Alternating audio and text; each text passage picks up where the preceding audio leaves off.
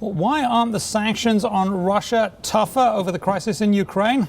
Well, the West is worried about threats to growth. WSJ's Ian Talley joins us from Washington.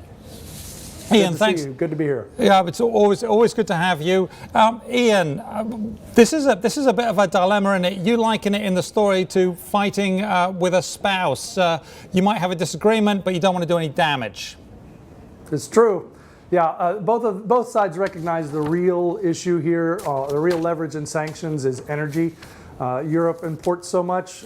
Russia relies almost more than half of its revenues come from oil. So neither side really wants to leverage that major nuclear button of sanctions. So they're really slow walking it, and that's why I think you haven't seen Russian troops cross into Ukraine, because Putin knows he can destabilize Ukraine, achieve his goals of destabilizing the pro-West efforts there without having to incur the major wrath of the West. Now, Europe is particularly exposed when it comes to exports. We've got a graphic here. The European Union, 100 and close to 150 billion there, which is close to 10, or was about 10 times what the exports from the US to Russia are. So Europe is clearly very exposed, and Central and Eastern Europe too. They're much smaller economies in Central and Eastern Europe than they are in the European Union. That's a problem, right? This is an area of the European Union that is very fragile right now.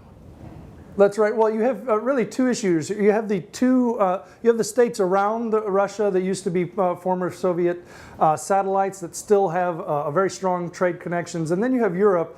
The two main vulnerabilities for Europe, one is again the energy. Any cutoff, any question about supply, energy prices go up, and you already have several countries that are struggling to pull out of 2 years of recession.